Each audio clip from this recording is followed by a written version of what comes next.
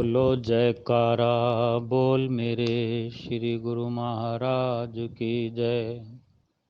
जय सच्चिदानंद। आज पंचम पातशाही गुरु महाराज जी की पावन लीलाओं में से उनके शुभ आशीर्वादों में से उनके जीवन झलकियों में से कुछ एक कण हमने संजोए हैं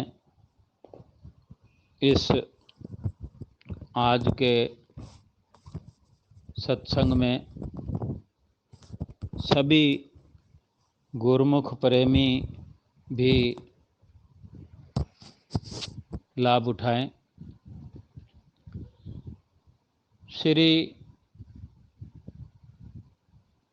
108 श्री पंचम पातशाही गुरु महाराज जी के हम सब ने लगभग दीदार किए हैं। कोई भाई बहन हमारे कोई प्रेमी नहीं भी कर पाए तो उनकी लीलाएं झलकियां सुनते रहते हैं। ये भी उन्हीं झलकियों में से कुछ एक कण हैं, कुछ एक क्षण हैं। आओ श्रवण करते हैं। श्री पंचम पातशाही जी महाराज जब 15 वर्ष की आयु से ये एक शुरुआत है कि जब आप पंचम पातशाही जी गुरु महाराज जी 15 वर्ष की आयु में थे तो 1941 में श्री पंचम पातशाही जी महाराज जी ने शुरुआत में श्री महात्मा दयानंद जी तथा श्री महात्मा श्रद्धानंद जी से नाम दीक्षा प्राप्त की। आप जी अप्रैल 1942 में पहली बार श्री आनंदपुर में आप पधारे और उस वक़्त तीसरी पातशाही गुरु महाराज जी सिंहासन पर विराजमान थे। तीसरे रूप में श्री आनंदपुर दरबार में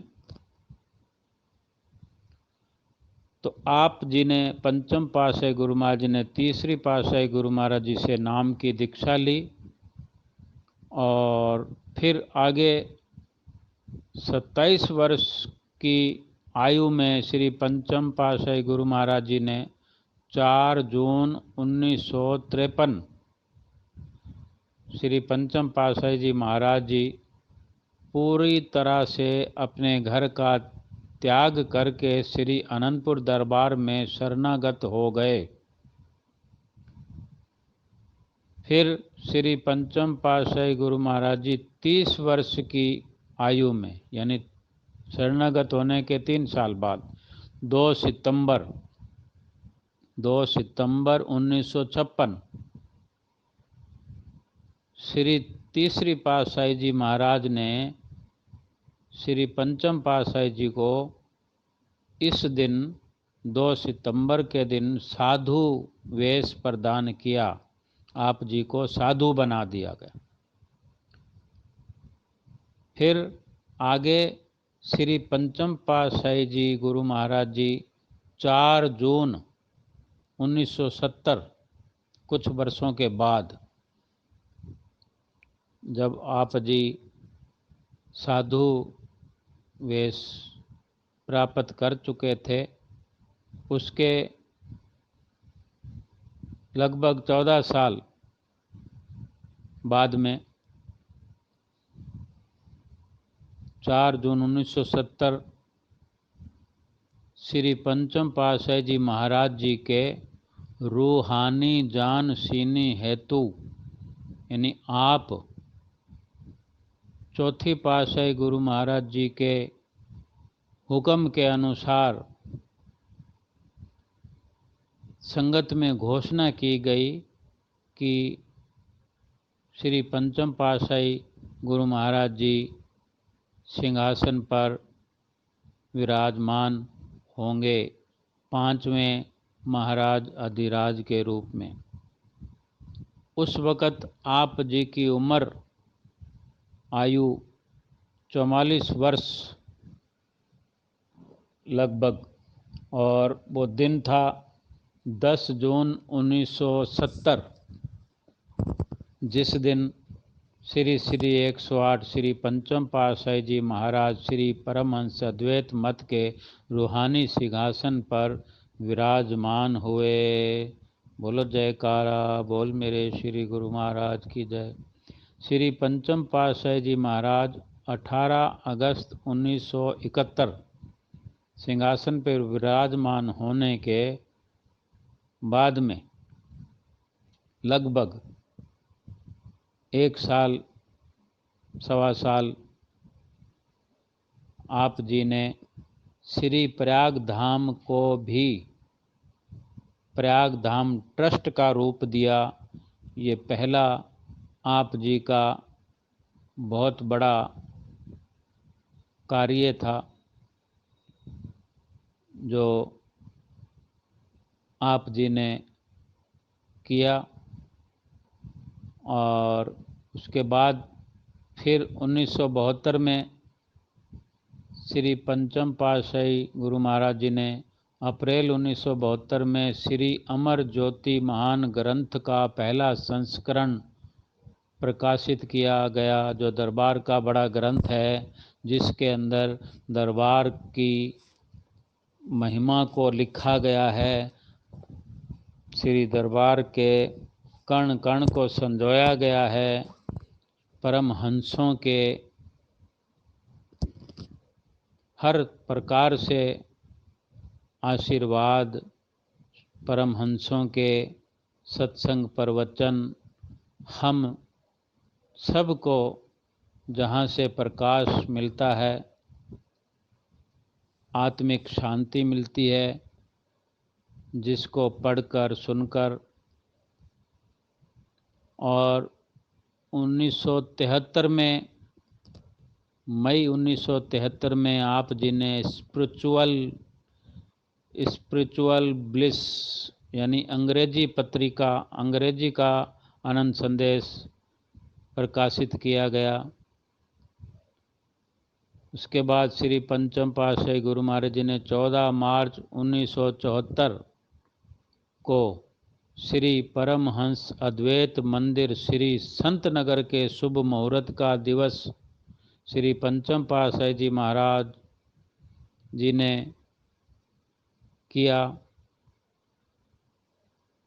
और उसके बाद 14 जनवरी 1976 श्री परमहंस अद्वैत मंदिर श्री प्रयाग धाम के शुभ मुहूर्त का दिवस नियुक्त किया।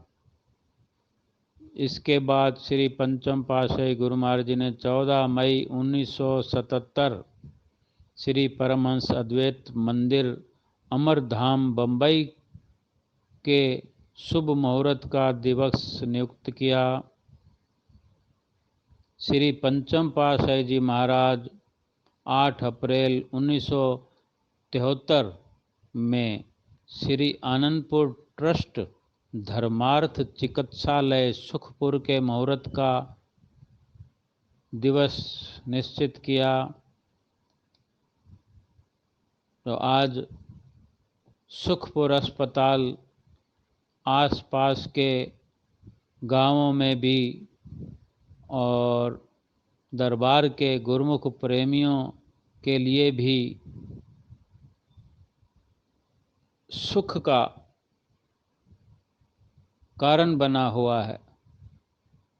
जिसका नाम सुखपुर हो, वहाँ कितना सुख मिलता होगा। इसके बाद श्री पंचम पातशाही गुरु महाराज जी ने 27 सितंबर 1982 श्री परमहंस अद्वैत मंदिर विवेक धाम बेंगलोर का शुभ मुहूर्त किया। श्री पंचम पातशाही गुरु महाराज जी ने 15 सितंबर 1982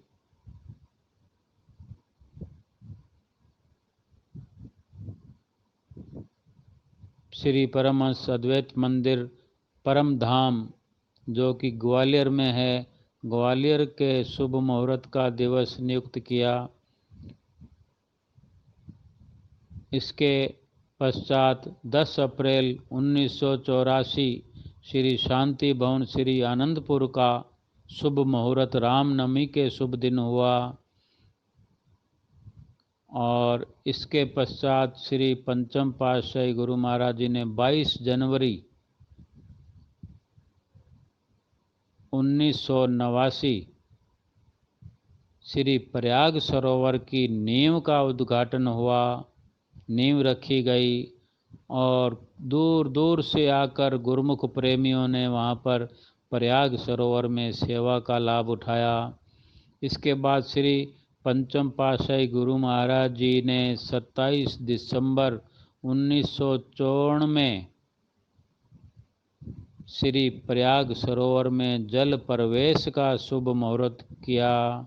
श्री पंचम पातशाही गुरु महाराज जी ने 14 जनवरी 1995 में श्री प्रयाग धाम सरोवर का उद्घाटन किया तथा इसी शुभ दिन प्रथम श्री स्नान के पश्चात सर्व संगत ने स्नान का लाभ उठाया।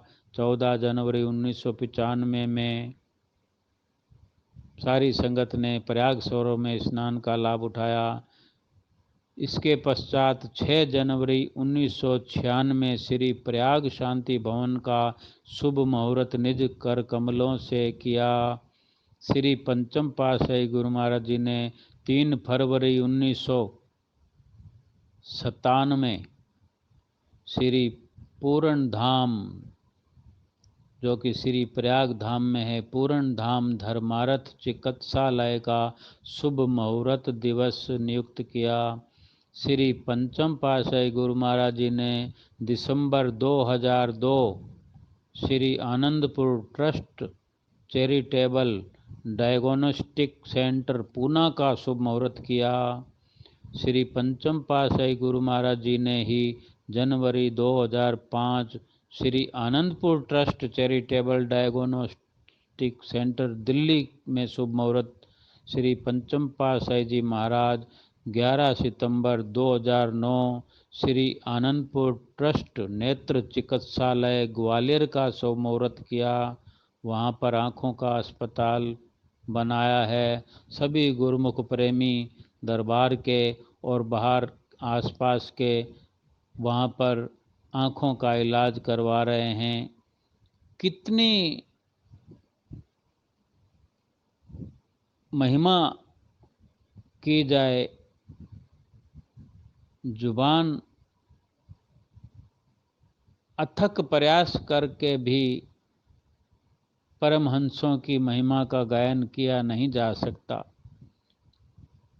हमारे श्री गुरु महाराज जी ने, पंचम पातशाही गुरु महाराज जी ने देश विदेश में नाम और भक्ति का डंका बजाया है।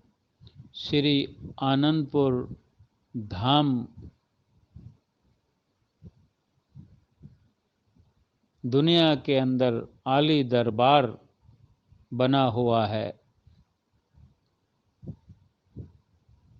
जितनी भी रूहें गुरमुख प्रेमी सच्चे नाम रूपी अमृत को पीकर तृप्त हो रही हैं और श्री आनंदपुर धाम और श्री प्रयाग धाम के सरोवर में जो भाग्यशाली जीव स्नान करते हैं उनकी जन्मों जन्मों की मैल उतर जाती है। असल में तो सतगुरु ही एक ऐसा सच्चा तीर्थ है जिसमें स्नान करने से मन की अनेक मलिनताएं साफ हो जाती हैं। सतगुरु के चरण रज को माथे पर लगाने से तकदीर बदल जाती है।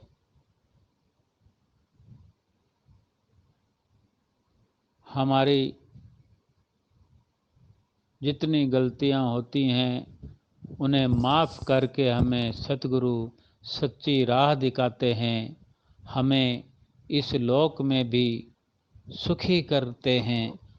नाम दान देकर, उसकी कमाई करवाकर, तन से, मन से, धन से सेवा करवाकर हमारा रोम रोम पाक साफ करके यहाँ भी हमें सुख बख्शते हैं और परलोक भी हमारा सुहेला करते हैं। ऐसे सतगुरुदेव भगवान की जय हो, जय हो, जय हो। बोलो जयकारा बोल मेरे श्री गुरु महाराज की जय।